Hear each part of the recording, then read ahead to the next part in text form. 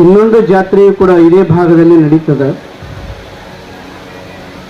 ಅದು ಕಿಚಡಿ ಜಾತ್ರೆ ಅಂದರೆ ಇದು ಹುಗ್ಗಿ ಜಾತ್ರೆ.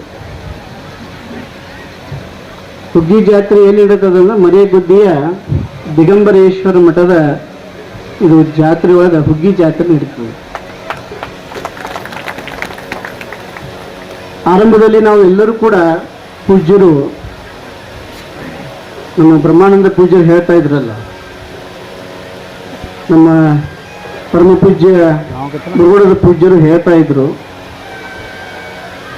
ಹಿಂಗೆ ಗಂಗಾಳಿಟ್ಟು ಪ್ರಸಾದ ಮಾಡುವುದು ನಾನು 2 ಕಡೆ ನೋಡೀನಿ ಅಂತಂದರು. ಒಂದು ನಿಡಸೋಶಿಯಲ್ಲಿ, ಇನ್ನೊಂದು ದಿಗಂಬರೇಶ್ವರ ಮಠದಲ್ಲಿ ಅಂತ ಹೇಳಿದರು. ನಿನ್ನಿತ್ತಾನೆ ಪರಮ ಪೂಜ್ಯರು ಕೂಡ ಹೇಳ್ತಾ ಇದ್ರು, ಪ್ರಸಾದದ ವ್ಯವಸ್ಥೆಯನ್ನ ಯಾವ ರೀತಿಯಾಗಿ ಮಾಡಿದ್ದಾರೆ ಅಂತಂದ್ರೆ,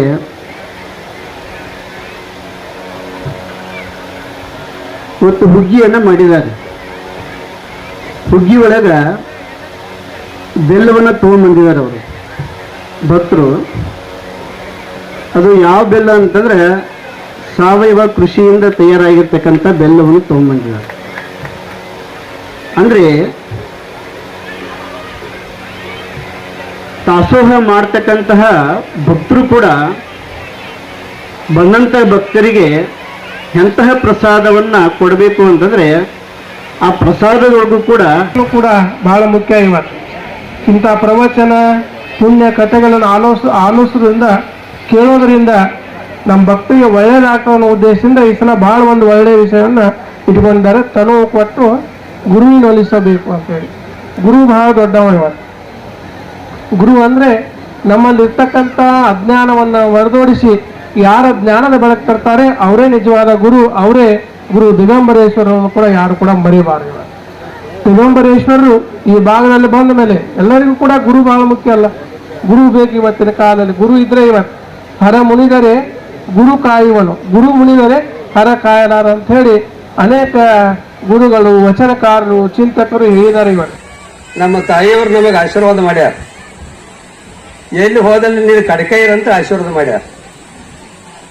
ಯಾಕಂತ ತಿಳ್ಕೊಂಡು ಕೇಳಿದಾಗ ಎಲ್ಲರಿಗೂ ಬೇಸರ ಆದಾಗ, ಎಲ್ಲರಿಗೂ ಎದ್ದು ಹೋಗೋ ಕಾಲಕ್ಕೆ, ಆ ನಂತರ ಎಲ್ಲರಿಗೂ ಕೆಳಗೆ ಬೀಳೋ ಕಾಲಕ್ಕೆ, ಆ ಕಾಲದಲ್ಲಿ ಇವತ್ತಿನ ಸಹ ನಮ್ಮ ಪ್ರವಚನ ಬರ್ತಾ ಇದೆ, ಆಶೀರ್ವಚನ ಬರ್ತಾ ಇದೆ. ಯಾಕಂದ್ರೆ ಈ ದೊಡ್ಡ ಸ್ಥಾನದಲ್ಲ ಸಾನ್ನಿಧ್ಯ, ಈ ಸಾನ್ನಿಧ್ಯ ಬಹಳ ದೊಡ್ಡದು. ಯಾಕಂದ್ರೆ ಅದರೊಳಗನ ದಿವ್ಯ ಸಾನ್ನಿಧ್ಯ, ಅದರೊಳಗನೆ ಸಾನ್ನಿಧ್ಯ, ಅದರೊಳಗನೆ ಉಪ ಸಾನ್ನಿಧ್ಯ, ಎಷ್ಟು ಸಾನ್ನಿಧ್ಯಗಳು. ಅದಕ್ಕಾಗಿ ಇಂಥ ಒಂದು ವೇದಿಕೆ ಮೇಲೆ ಇದೇನು ಇದೇನು ದೊಡ್ಡದಲ್ಲ. ಸಾವಿರಾರು ಯಾವ ವೇದಿಕೆ ಮೇಲೆ ಇಂಥ ಭಾಷಣಗಳನ್ನು ನಾವು ಮಾಡ್ತೇವೆ. ಆದರೆ ಮರೇಗುದ್ದಿಯ ಗ್ರಾಮದ ದಿಗಂಬರೇಶ್ವರ ಮಠದ ಜಾತ್ರಾ ಮಹೋತ್ಸವನೇ ಬೇರೆ. ನೀವು ಎಷ್ಟು ದಾಖಲೆ ಇದ್ದೀರಿ.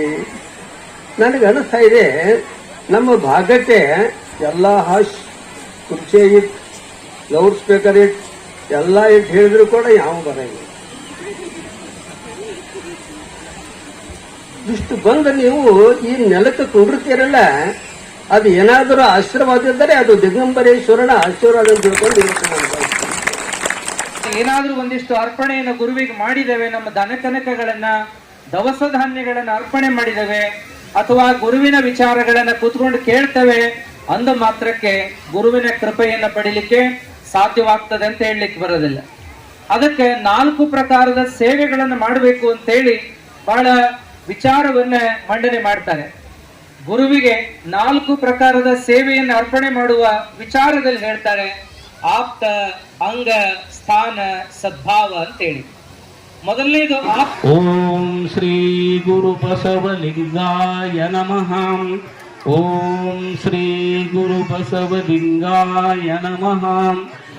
ನಿನ್ನೆ ಮತ್ತು ಇವತ್ತು 31ನೇ ಪುಣ್ಯಾರಂತೆ ಪ್ರಸಾದ ಸೇವೆಯನ್ನ ತಾವು ತಮ್ಮ ತಂದೆ ತಾಯಿಯ ಸ್ಮರಣಾರ್ಥವಾಗಿ ಅವರು ಈ ಒಂದು ಕಾರ್ಯಕ್ರಮವನ್ನು ಓಂ ಶ್ರೀ ಗುರು ಬಸವಲಿಂಗಾಯ ನಮಃ ಓಂ ಸಲ್ಲಿಸ್ತಾ ಇದ್ದೇನೆ.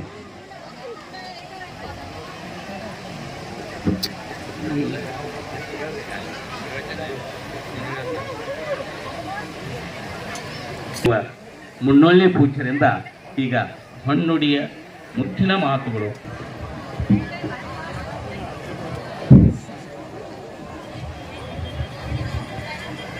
ಓಂ ವೀಣಾನೂತನ ಶಬ್ದ ಪಾನಿ ಎಂದೊಗೆವಂತೆ ಜಾನ ಶ್ರೀ ಗುರುವೇ ನೀ ನುಡಿಸಿದಂತೆ ನಾ ಮನದಲ್ಲಿ ನುಡಿವೇ ಕೃಪೆಯಾಗು. ಗುರುಗಳಾಗಿರ್ತಕ್ಕಂಥ ನಾಗಭೂಷಣ ಶ್ರೀಗಳನ್ನು ಹೃದಯದಲ್ಲಿ ಸ್ಮರಿಸಿಕೊಂಡು ಪೂಜ್ಯರ ಪುಣ್ಯ ಸ್ಮರಣೋತ್ಸವ ಈ ಸಮಾರಂಭದ ದಿವ್ಯ ಸಾನ್ನಿಧ್ಯವನ್ನು ತ್ರಿವಿಧ ದಾಸೋಹ ಮೂರ್ತಿಗಳಾದ ಶ್ರೀಮನ್ನಿರಂಜನ ಪ್ರಣವ ಸ್ವರೂಪಿ ನೀಲಕಂಠ ಮಹಾಸ್ವಾಮಿಗಳು